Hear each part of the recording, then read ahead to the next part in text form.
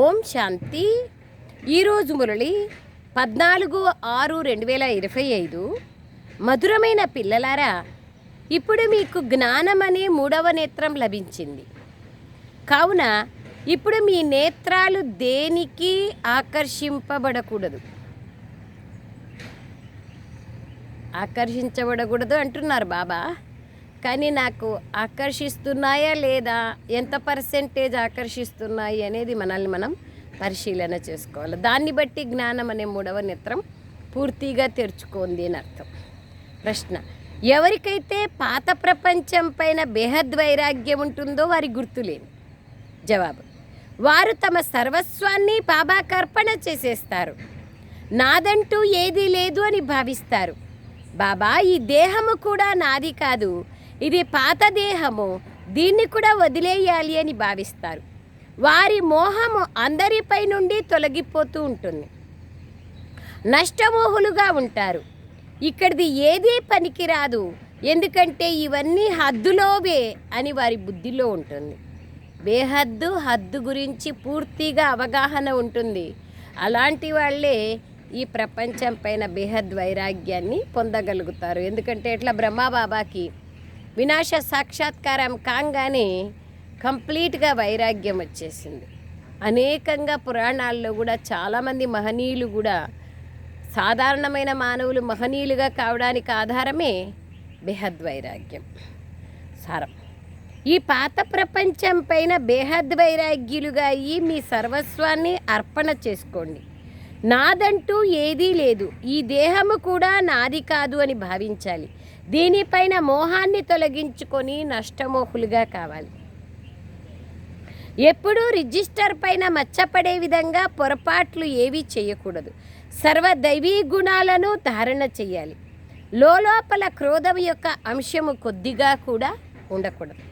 వరదానం: చెప్పటము, ఆలోచించడము, చెయ్యడము. ఆలోచించడము, చెప్పడము, చెయ్యడము, ఈ మూడింటిని సమానంగా తయారు చేసుకునే జ్ఞాని ఆత్మగా కండి. స్లోగన్: సేవల ఉల్లాసం చిన్న చిన్న బలహీనతలని సమాప్తం చేసేస్తుంది. సేవలో ఉల్లాస ఉత్సాహాలు ఉంటే బలహీనతలన్నీ సమాప్తమైపోతాయి. ఇది బాబాల యొక్క మురళి. ఓం శాంతి. బాబా పిల్లలకు బ్రహ్మాండము మరియు సృష్టి చక్రము యొక్క ఆది మధ్యాంతాల జ్ఞానాన్ని వినిపిస్తున్నారు. దీన్ని ఇంకెవరూ వినిపించలేరు. రాజయోగ వర్ణన ఒక్క గీతలోనే ఉంది. భగవంతుడు వచ్చి నర నుండి నారాయణుడిగా తయారు చేస్తున్నారు.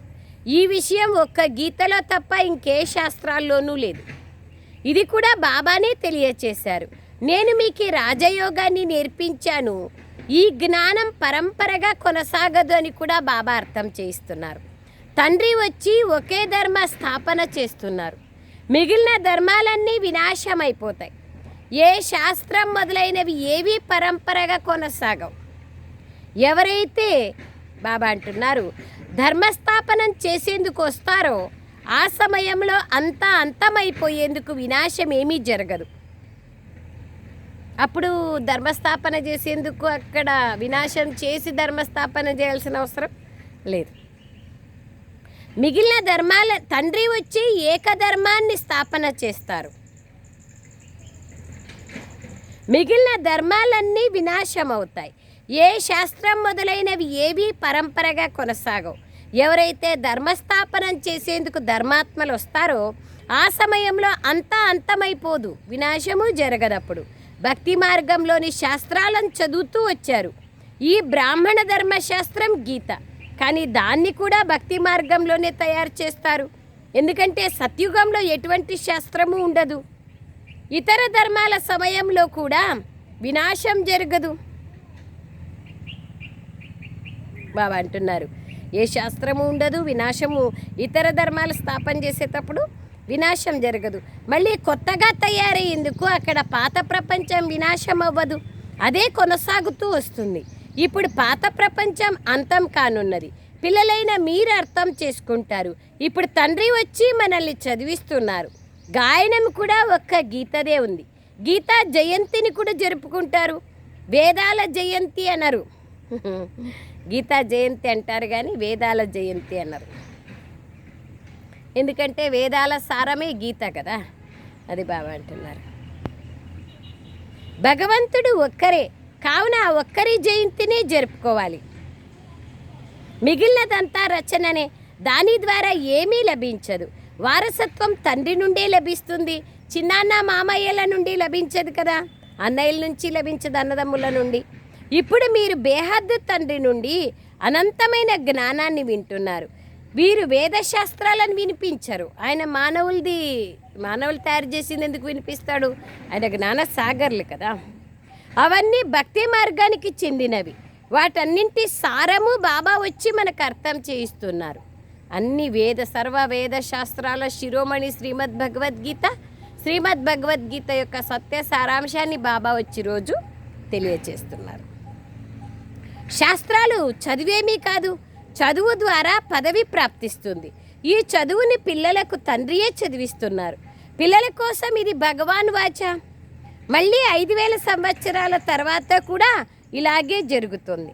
తాము తండ్రి నుండి రచయిత మరియు రచన ఆది మధ్యాంతాలను తెలుసుకున్నామని పిల్లలకు తెలుసు. దీనిని ఒక్క తండ్రి తప్ప ఇంకెవ్వరూ అర్థం చేయించలేరు. ఈ ముఖ కమలము ద్వారా, బ్రహ్మ ముఖ కమలము ద్వారా బాబా వినిపిస్తున్నారు. ఇది భగవంతుడు అద్దెకు తీసుకున్న ముఖం కదా. దీనిని గోముఖము అని అంటారు. వీరు పెద్ద తల్లి కదా. వీరి ముఖము నుండి జ్ఞానం యొక్క పదాలు వెలువడతాయే కానీ జలము మొదలైనవి కాదు. అక్కడ భగీరథుడు జ్ఞానగంగను తెచ్చినారంటారు కదా. బాబా అంటారు జ్ఞానం యొక్క విషయాలు చెప్తారు.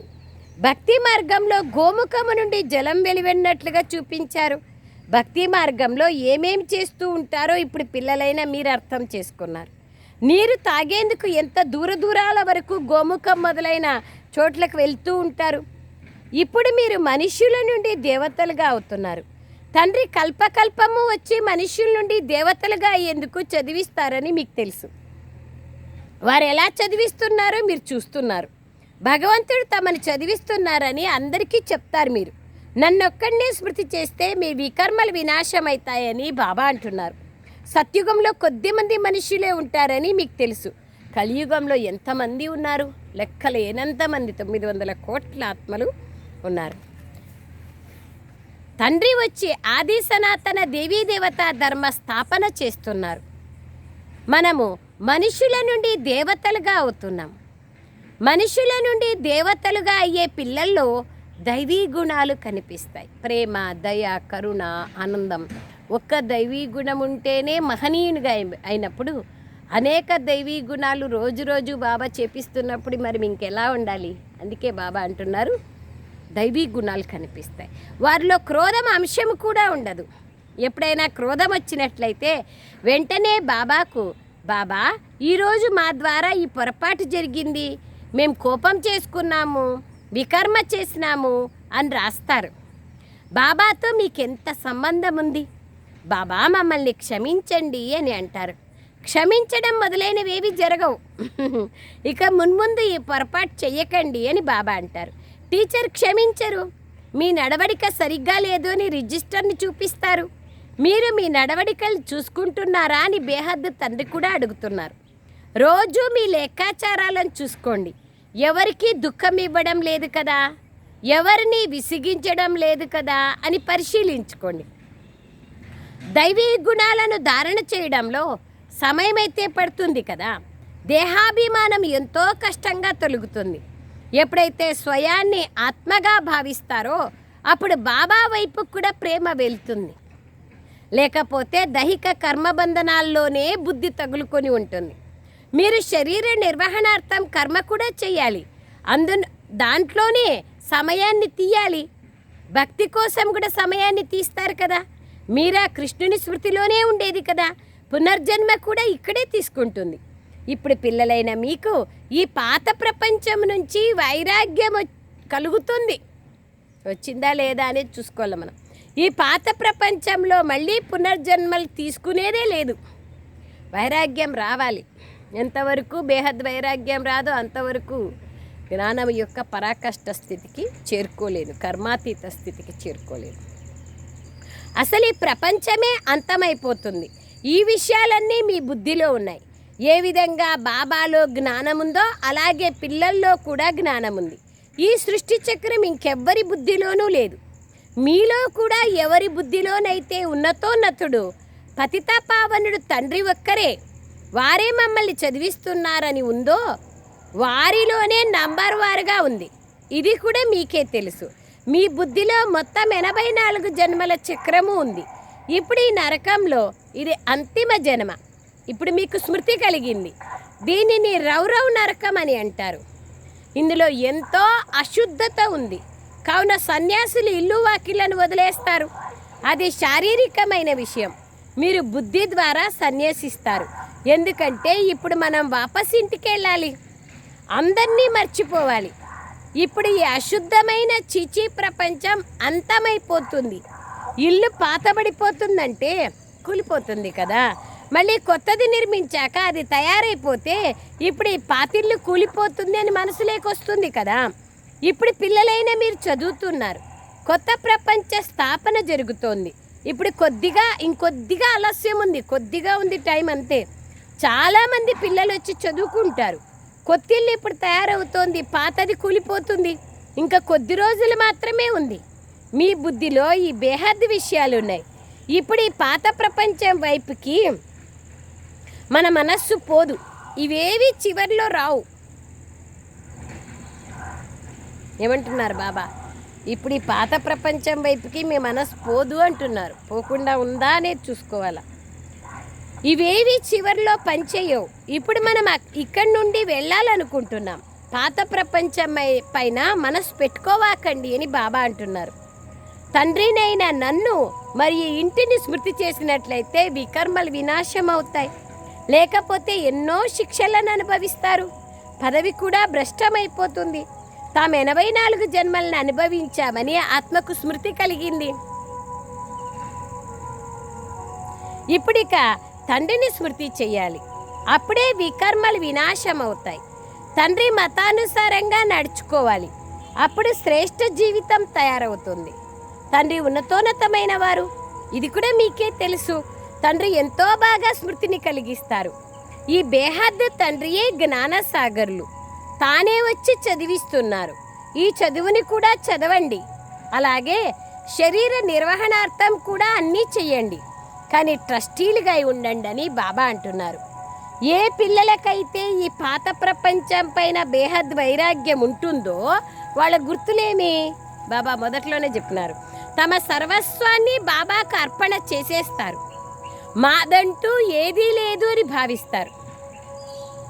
బాబా, ఈ దేహము కూడా మాది కాదు, ఇది పాత దేహము, దీన్ని కూడా వదలాలి. అందరి నుండి మోహం తొలగిపోతూ ఉంటుంది. నష్టమోహులుగా అయిపోవాలి. ఇది బేహద్ వైరాగ్యం. అది హద్దు యొక్క వైరాగ్యం. మేము స్వర్గంలోకెళ్ళి మా మెహల్స్ని తయారు చేసుకుంటాం అని మీ బుద్ధిలో ఉంది. ఇక్కడది ఏదీ పనికిరాదు. ఎందుకంటే ఇదంతా హద్దులోనిదే. ఈ ప్రపంచం అంతా హద్దుదే కదా. ఇక్కడదేది పనికిరాదు. ఇప్పుడు మీరు హద్దు నుండి తొలగి బేహద్దులోకి వెళ్తున్నారు. మీ బుద్ధిలో ఈ అనంతమైన జ్ఞానమే ఉండాలి. అప్పుడు ఇంకెవరిపైనా మనసు చిక్కుకోదు. ఇప్పుడిక మీ ఇంటికి వెళ్ళాలి. కల్పకల్పము బాబా వచ్చి మనల్ని చదివించి మళ్ళీ తనతో పాటు తీసుకెళ్తున్నారు.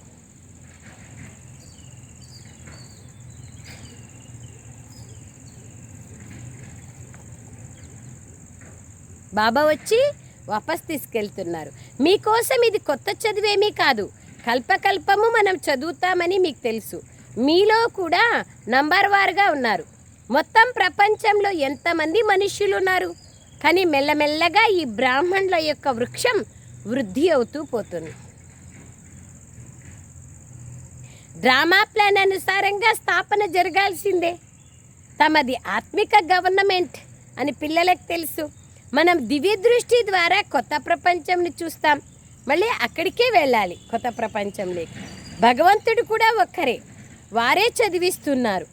రాజయోగాన్ని తండ్రియే నేర్పిస్తారు. ఈ సమయంలో యుద్ధం కూడా తప్పకుండా జరుగుతుంది. అనేక ధర్మాల వినాశనము బాబా అంటున్నారు, ఏకధర్మ స్థాపన జరుగుతుంది. మీరు కూడా వారే, కల్పకల్పము మీరే చదువుతారు. వారసత్వాన్ని తీసుకుంటూ వచ్చారు. ప్రతి ఒక్కరూ తమ తమ పురుషార్థాన్ని చెయ్యాలి. ఇది అనంతమైన చదువు. ఈ శిక్షణను మనుష్య మాత్రులు ఎవ్వరూ చదివించలేరు. బాబా శ్యామసుందరుడన్న పదంలోని రహస్యాన్ని కూడా అర్థం చేయించారు. ఇప్పుడు మనం సుందరంగా అవుతున్నామని మీరు కూడా భావిస్తారు. ఇంతకుముందు శ్యామలంగా ఉండేవారు. కృష్ణుడు ఒక్కడే కాదు కదా, అతనితో మొత్తం రాజధాని అంతా ఉంది కదా. మేము నరకవాసుల నుండి స్వర్గవాసులుగా అవుతున్నామని మీరు ఇప్పుడు భావిస్తారు. ఇప్పుడు మీకు ఈ నరకం పైన ద్వేషం కలుగుతుంది. ఇప్పుడు మీరు పురుషోత్తమ సంగమ యుగంలోకి వచ్చారు. ఎంతోమంది వస్తారు, కానీ వారిలో కూడా ఎవరైతే కల్పపూర్వం వచ్చారో వారే వస్తారు. సంగమ యుగాన్ని కూడా బాగా స్మృతి చేయాలి. మనం పురుషోత్తములుగా అనగా మనుష్యుల నుండి దేవతలుగా అవుతున్నాం. నరకమేమిటో స్వర్గమేమిటో కూడా మనుషులు అర్థం చేసుకోలేరు. ఊరికే అన్ని నరకం స్వర్గం అంటారు, కానీ ఎవరైనా చనిపోతే స్వర్గస్థులైనారంటారు, కానీ స్వర్గం ఎక్కడుందనేది తెలియదు. ఎవరైతే దుఃఖితులుగా ఉన్నారో వారు నరకంలో ఉన్నారని భావిస్తారు. అనేక మతాలు ఉన్నాయి కదా, ఒక్కింట్లోనే ఎన్ని మతాలు ఉంటాయి. పిల్లలు మొదలైన వారిలో మోహం ఆకర్షణ ఉంటుంది. అది పోనే పోదు. మోహానికి వశమై తాము ఎలా ఉంటున్నారో కూడా అర్థం చేసుకోరు. పిల్లల వివాహాన్ని చెయ్యొచ్చా అని అడుగుతారు, కానీ పిల్లలకి ఈ నియమాన్ని కూడా అర్థం చేయించాలి. మీరు ఒకవైపు స్వర్గవాసులుగా అయ్యేందుకు జ్ఞానం తీసుకుంటూ మరొక వైపు వారిని నరకంలోకి వేసేదా అని అడుగుతున్నారంటే బాబా అంటారు. బాబా అడిగితే బాబా వెళ్ళి చూసుకోండి అని అంటారు. బాబాని అడుగుతున్నారంటే వారిపైన మోహం ఉంది అని బాబా అర్థం చేయిస్తారు. వద్దు అని చెప్పాక కూడా చేసినట్లయితే అది కూడా వికర్మ అయిపోతుంది కదా. కూతురికైతే చేయించాల్సిందే, లేకపోతే సాంగత్య దోషంలో చెడిపోతారు. కొడుకులకు చేయించనక్కర్లేదు, కానీ అందుకు ధైర్యం కావాలి కదా. బాబా ఇతడితో అలా చేయించారు కదా. ఇతన్ని చూసి మళ్ళీ ఇతరులు కూడా చేయడం మొదలుపెట్టారు. ఇంట్లో కూడా ఎన్నో గొడవలు జరుగుతాయి. ఇదంతా గొడవల ప్రపంచం, ముళ్ళ అడవి. ఒకరికొకరు ఖండించుకుంటూ ఉంటారు. ఎంత ముళ్ళ అడవి చూస్తున్నాం కదా, ఎట్లెట్లా జరుగుతూ ఉంది నరకము, దుఃఖము. స్వర్గము యొక్క పూలతోట అని అంటారు. స్వర్గాన్ని పూలతోట అని అంటారు. ఇది అడవి. తండ్రి వచ్చి ముళ్ళను పుష్పాలుగా తయారు చేస్తున్నారు. ఏ ఒక్కరో వెలువడతారు పుష్పాలుగా. ప్రదర్శనలో అలాగే అంటారు, కానీ ఏం అర్థం చేసుకోరు. ఒక చెవితో వింటారు, ఇంకొక చెవితో వదిలేస్తారు. రాజధానిని స్థాపన చేయడంలో సమయం అయితే పడుతుంది కదా. బాబా అంటున్నారు, మనుష్యులు తమని తాము ముళ్ళుగా భావించరు. ఈ సమయంలో ముఖము మనుష్యుల్లా ఉన్నా కానీ బుద్ధి కోతివలే హీనంగా ఉంది, కానీ స్వయాన్ని ఆ విధంగా భావించరు. కాబట్టి బాబా మీ రచనకు అర్థం చేయించండి అని అంటారు. అర్థం చేసుకోకపోతే వారిని బయటికి పంపేయండి, కానీ అంతటి శక్తి కూడా కావాలి కదా. బాబా అంటున్నారు, అంత శక్తి ఉండాలి కదా మనలో. బాబా అంటున్నారు, మనుష్యులు తమని తాము ముళ్ళుగా భావించరు. ఈ సమయంలో ముఖం మనుష్యులుగా ఉన్న బుద్ధి కోతివలే హీనంగా ఉంది, కానీ స్వయాన్ని ఆ విధంగా భావించరు. కాబట్టి బాబా మీ రచనకు అర్థం చేయించండి అని అంటారు. అర్థం చేసుకో బాబా చెప్తున్నారు, మన రచనకు అర్థం చేయించండి, మీ పిల్లలకు అర్థం చేయించండి అంటున్నారు. అర్థం చేసుకోకపోతే వారిని బయటికి పంపేయాలి, కానీ అంత శక్తి కూడా కావాలి కదా. మోహం యొక్క పురుగు బయటికి తొలగనంతగా దూరిపోయి ఉంటుంది, అంటే మోహం ఉంటుంది అంటున్నారు. ఇక్కడ నష్టమోహులుగా కావాలి. నాకు ఒక్క బాబా తప్ప ఇంకెవ్వరూ లేరు. ఇప్పుడు తీసుకెళ్లేందుకు తండ్రి వచ్చారు. పావనంగా అవ్వాలి, లేకపోతే చాలా శిక్షలను అనుభవిస్తారు. పదవి కూడా భ్రష్టమైపోతుంది. ఇప్పుడు స్వయాన్ని సత్వప్రధానంగా తయారు చేసుకునే చింతనే ఉంది. శివుని మందిరాల్లోకెళ్ళి భగవంతుడు భారతదేశాన్ని స్వర్గాధిపతిగా తయారు చేశారు. ఇప్పుడు వారు మళ్ళీ అలా తయారు చేస్తున్నారు. కేవలం నన్నొక్కడే స్మృతి చేయండి అని చెప్తున్నారని చెప్పండి మందిరాలకు వెళ్ళి. అచ్చా, मीठे मीठे सिखलरे बच्चों प्रति माता पिता बाप दादा का याद प्यार और गुड मॉर्निंग. रूहानी बाप की रूहानी बच्चों को नमस्ते। हम रूहानी बच्चों की रूहानी माता पिता बाप दादा को याद प्यार गुड मॉर्निंग और नमस्ते नमस्ते नमस्ते बाबा नमस्ते। Thank you Baba, thank you. సారాంశం: ఈ పాత ప్రపంచం పైన బేహద్ వైరాగ్యులుగా అయ్యి మీ సర్వస్వాన్ని అర్పణం చేసుకోవాలి. మాదంటూ ఏమీ లేదు, ఈ దేహము కూడా మాది కాదు అని భావించాలి. దీనిపైన మోహాన్ని తొలగించుకొని నష్టమోహులుగా కావాలి. సెకండ్ పాయింట్: ఎప్పుడూ రిజిస్టర్ పైన మచ్చపడే విధంగా పొరపాటేవి చేయకూడదు. సర్వదైవీ గుణాలను ధారణ చేయాలి. లోపల క్రోధం యొక్క అంశము కొద్దిగా కూడా ఉండకూడదు. వరదానం: ఆలోచించడము, చెప్పడము, చెయ్యడము ఈ మూడింటిని సమానంగా తయారు చేసే జ్ఞాని ఆత్మగా కండి. ఆలోచించడము, చెప్పడము, చెయ్యడము మూడింటిని సమానంగా తయారు చేసే జ్ఞాని ఆత్మగా కండి. ఇప్పుడు వానప్రస్థ స్థితిలోకి వెళ్ళే సమయం సమీపంగా వస్తోంది. కావున బలహీనతల నాది అనే వ్యర్థమనే ఆటను సమాప్తం చేసి ఆలోచించడము, చెప్పడము మరియు చెయ్యడము మూడింటిని సమానంగా చేసుకోండి. అప్పుడే జ్ఞానస్వరూపులు అంటారు. ఎవరైతే ఇటువంటి జ్ఞానస్వరూపం యొక్క జ్ఞాని ఆత్మలో వారి ప్రతి కర్మ, సంస్కారము, గుణము మరియు కర్తవ్యము సమర్థుడైన తండ్రి సమానంగా ఉంటాయి. వారు ఎప్పుడూ వ్యర్థమనే విచిత్ర ఆటను ఆడరు. వ్యర్థమనే విచిత్ర ఆటను ఆడరు. సదా పరమాత్మ మిలనమనే ఆటలో బిజీగా ఉంటారు. ఒక్క తండ్రితో మిలనము జరుపుకుంటారు మరియు ఇతరులను తండ్రి సమానంగా తయారు చేస్తారు. స్లోగన్: సేవల ఉల్లాసం చిన్న చిన్న బలహీనతలను సమాప్తం చేసేస్తుంది. సేవలో బిజీగా ఉంటే చిన్న చిన్న సంస్కారాలన్నీ, బలహీనతలన్నీ సమాప్తమైపోతాయి.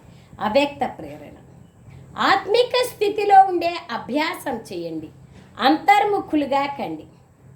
అంతర్ముఖి అనగా నోటి యొక్క మౌనాన్ని, మనస్సు యొక్క మౌనాన్ని పెట్టుకునేవారు. నోటితో మౌనంగా ఉండడం అయితే ప్రపంచంలోని వాళ్ళు కూడా చేస్తారు. కానీ ఇక్కడ వ్యర్థ సంకల్పాల నుండి మనసు మౌనంగా ఉండాలి. ట్రాఫిక్ కంట్రోల్ చేసినప్పుడు వ్యర్థ ట్రాఫిక్ని ఎలాగైతే కంట్రోల్ చేస్తామో అలాగే మధ్య మధ్యలో ఒకరోజు మనస్సులో వ్యర్థ ట్రాఫిక్ని కంట్రోల్ చేయండి. ఎంత బాగా చెప్తున్నారు. మనస్సు మౌనము, నోరు మౌనము రెండు ఉంటే ఎనర్జీ జమ అవుతుంది. అప్పుడే అంతర్ముఖత అనుభవాన్ని చేసుకోగలుగుతాం. అచ్చా, ఓం శాంతి. Thank you Baba.